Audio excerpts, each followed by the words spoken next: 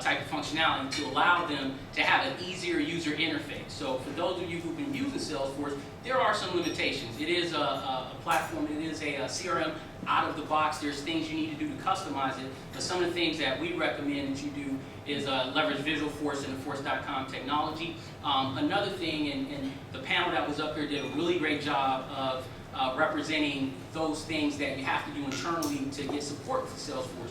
One is executive ownership, right? So make sure from the top down you have executive ownership where they feel like they've selected and they've actually are driving forward with Salesforce. A couple of the other things is leveraging a business process. So again, before you start to implement or think about the technology, what process are you implementing, but also what business challenge are you trying to address? So there's a lot of internal discussion that needs to go on and also things that need to happen. So thinking about extending Salesforce.com, Salesforce.com started off as a pure SFA play. Everyone understand what SFA is. That's that Salesforce automation component where we're looking at how do we update opportunities online now and not in Excel. How do we log in activities and things of that nature. But a lot of folks, as they get on Salesforce, they say, hey, I want to integrate this or interface this with other parts of my business. One thing that we've seen that really comes to mind really quickly is account plans. So for those of you who manage accounts today, there's a way in Salesforce that you can set up some custom objects to manage your account plans. The other things that we've done for companies is leverage product wizards. So think about if you have a list of products that you're looking to sell. And this may be a manufacturing example or more of a distribution where you have thousands of products to manage. If you go to Salesforce's standard user interface, you might think Salesforce is not the solution for you. But if you leverage Force.com, we'll tell you that it is the solution for you and it's easier to customize it on Force.com. And we have some examples of those. Other things that we've seen companies leverage as well is asset management as well as customer portals. Salesforce is probably the #1 company that is able to extend the functionality that you have internally out to a portal that we've seen. And then the other things that we also look at is CTI integrations to project management automation on Salesforce. So a number of different areas I think that you guys can look at and say, well, I didn't realize Salesforce could actually support those needs. So if you have a sales team today that's on Salesforce and maybe you starting to look at your customer service team who could leverage the cases in the Service Cloud, maybe start looking at some other areas in your business like, professional services, or how are my operations team working with our sales team to generate, quotes and things of that nature. And you might want to bring them into Salesforce. We can actually customize Salesforce in a way that will be optimized for them. And so just a case in point example, a company we worked with in Florida, a company called DME Automotive, and based on a framework we were able to develop on Force.com, this grid technology, we actually were able to solution a product for them that allowed them to easily manage a lot of data in Salesforce. So one of the challenges with any CRM tool or any software tool, but I say, is data. How do you manage data? How do you get to data very rapidly, very quickly in a web application? Most of the time, if you need to manipulate data, you got to export that data out of Salesforce, you got to manipulate it, and then you got to import it back in the system. A lot of those admins that have used Salesforce know exactly what I'm talking about. Their particular use case for DME Automotive was they had 250 users, Service Cloud users, and they were just using the case console, right? And case console allow you to kind of summarize case information within a console. You can update information pretty easily in that way, but it was difficult for them because their average open cases on a regular basis was 17,000, right? And in a web browser, you can only pull back about 250 records, if that, right? And in a Visualforce page, you can only pull back 1,000, right, records. So with this grid technology, we were able to pull back 50,000 records right within that grid that allow you to update, allow you to dynamically filter, allow you to run business processes off of that. So in one case in point, this was able to optimize their Salesforce instance, but also take them and extend their Salesforce investment and make sure they are getting a return on that. Let me give you guys a quick example of this. So what I'm going to log into now, I'm going to log into one of our demo boards, and this is Salesforce.com. And if you notice, I have a tab here for the grid. And this grid looks at all of the objects and metadata in Salesforce. You see this huge list of things that's in the application.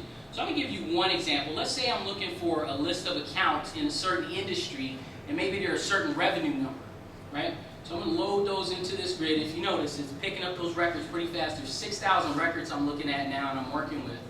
So a couple things in this grid, I can kind of close the screen or change the view a bit. That's difficult in Salesforce out of the box, right? So this is force.com.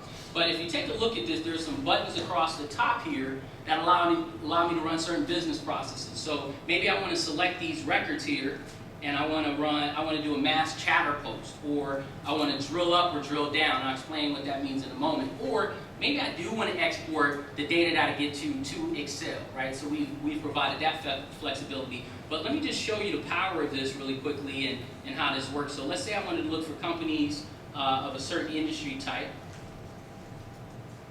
major banks, and it filters pretty automatically.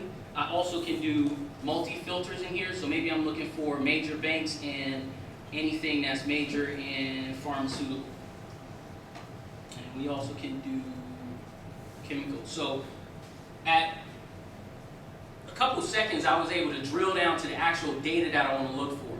What if I wanted to see, well, what do those companies total for those particular industries? So what I can do here is quickly go in and summarize the data that I'm looking for. So the field that I want to total is maybe this market cap. So we want to do a sum, so market cap. The other thing I'll show you in the screen, I can pick any field that sits on that object that the person has access to from a security perspective. I also had the ability to split the screen right here within this console. So when I hit apply, now it's going to run, apply those filters, and now you see a total at the bottom, right? You also notice as I scroll across, I'm able to keep the account in place so I can see additional data in this screen. Now what this allows me to do pretty quickly, maybe I want to take those records from accounts and I want to drill down, got to select them first, I want to drill down to the contact.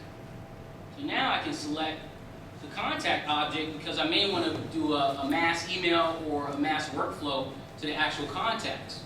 So now I'm drilling down to the contacts, and these are all the contacts for those specific records I just selected.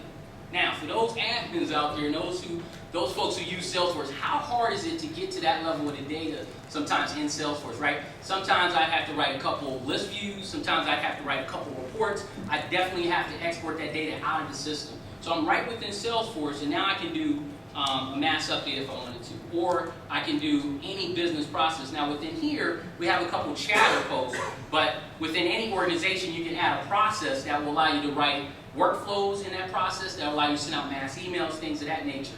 One of the other things in this grid, if I select a record, I can actually open this panel and it allows me to see some additional information, right? So I may want to post a chatter just on Daryl's contact record.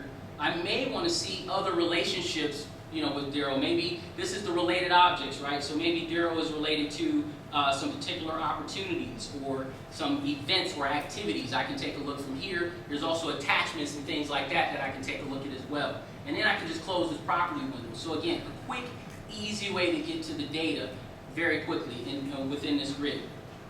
And then I can also do a mass update. So we'll do an example here where we'll go ahead and update one of these areas. There's a validation in here as well, but let's say we wanted to update these records. Maybe it's phone number.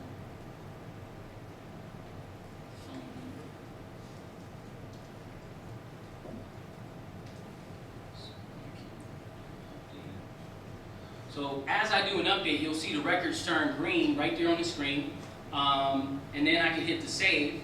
So those will update automatically right in that grid, pretty, fast and pretty powerful. Now, what else can we do with this grid technology, and what have we done from a platform perspective?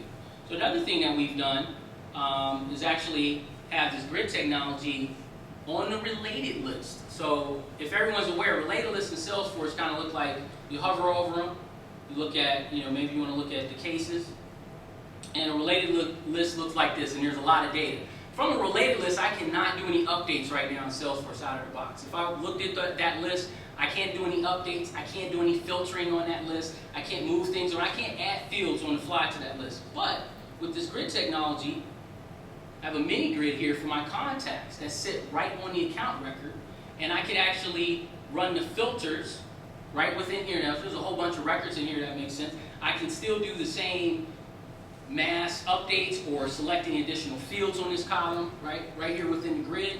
I also have that ability to export that information right from the related list. So this technology now, what you've seen in an application, is actually being leveraged on the account page, right?